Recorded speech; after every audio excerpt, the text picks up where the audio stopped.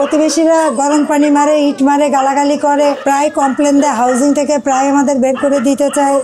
এইটা তো আমরা প্রতিদিনই সম্মুখীন হচ্ছি। সামনে কটা কুকুর বসে থাকে, অহরহ অত্যাচারের সম্মুখীন হচ্ছি। আমাদের বাসায় কোনো মেহমান আসে না, কোনো আত্মীয় স্বজন আসে না। তোমরা যারা আসো তারাই আমার আত্মীয় স্বজন মেহমান। পার ডে 4000 টাকার বাজার আমার হাজবেন্ড করে দেয়, প্রতিদিন 4000 টাকা।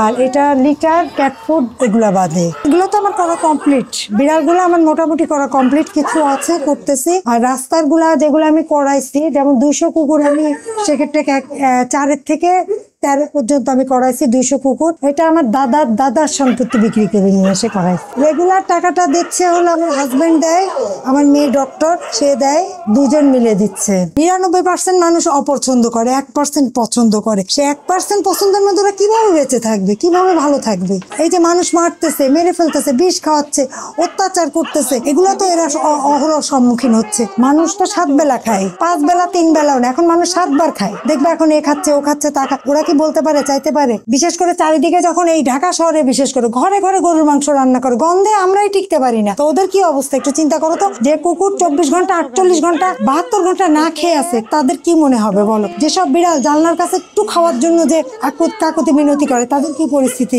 একটু বলো। আমরা 2 বেলা খাই, দুপুরে খাই আর মাঝরাতে যে খাই। কারণ আমরা কখন খাবো? সারাদিন ধরে এদের পিছিয়ে এরকম সময় চলে যায়। এই অসুস্থ হচ্ছে, এই সুস্থ হচ্ছে, একে খাওয়াচ্ছি, ওকে খাওয়াচ্ছি, মানে সবকিছুই তো এভাবে মেনটেন। কানাখোড়া এক ধরনের খাবার খাচ্ছে, বাবুর এক ধরনের খাবার খাচ্ছে, বয়স্ক বিড়াল এক ধরনের খাবার খাচ্ছে। আবার রাস্তায় আমি যখন বেরোই 200 কুকুরের, সন্ধ্যার পর থেকে তাদের রান্না শুরু হয়। আর আত্মীয় স্বজন একটু আমার পর রাগান্বিত, আমি যে দাদার সম্পত্তি বিক্রি করতেছি, তাদের কথা তোমরা বিক্রি করে মেয়েকে বিদেশ পাঠাও, হায়ার এডুকেশন করো, ভালো বিল্ডিং বানাও, ফ্ল্যাট বাড়ি বানাও, দেশ বিদেশে ঘোরো, তোমরা হাইফাই জীবন যাপন করো। তোমরা কি ফকিরের মতো, বস্তির লোকের মতো কাপড় চোপড় পরে থাকো, ফকিরের মতো ঘর বাড়িতে থাকো? সবাই তো ওইটা করতেছে। গুলশান মনোনীতে আমার ভাই বোন থাকে, চাচাতো ভাই বোনরা, আমার আপন ভাই বোনরা বিড়াল পালে, কুকুর পালে, তারা যশোর থাকে। আমি তো অতি কষ্টে আর্ম ফোর্সেস মেডিকেলে আমার মেয়েকে লেখাপড়া করাইছি, ডক্টরি পড়াইছি, এবং এতগুলা বিড়াল কুকুরের মধ্যে ছোটবেলা থেকে আমার বাবার বাসার থেকে, বাবার বাসায় অনেক ছিল, 30-40টা বিড়াল, কুকুর, তারপরে হাঁস, মুরগি, গরু, ছাগল, এগুলো তো সাধারণত একটা মফস্বল শহরের বাড়িতে থাকে।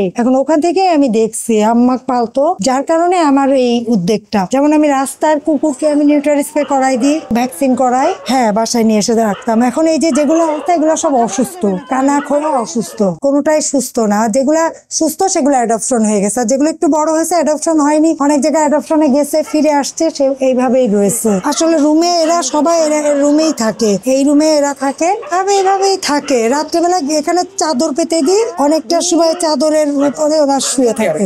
হ্যাঁ, এই বাসায় থাকে। আমার রুম ওই পাশে, আমার রুমেও 22টা বিড়াল, কিন্তু আমার রুমে এখন আপাতত কিছু বিড়াল অসুস্থ, তো এই জন্য আমার রুমটা আলাদা করে করছি। যেসব বিড়াল অসুস্থ বিড়াল দিয়ে আমার রুমটা আলাদা করে রাখছি। আমার আছে হলো 80টা বিড়াল আছে, আর কুকুর আছে 20টা। আসলে আমার হাজবেন্ড, আমার মেয়ে, আমরা সবাই এটা নিয়ে কাজ করি, যার কারণে আমরা ফ্যামিলি 3 জন, একটা বাবু 4 জন।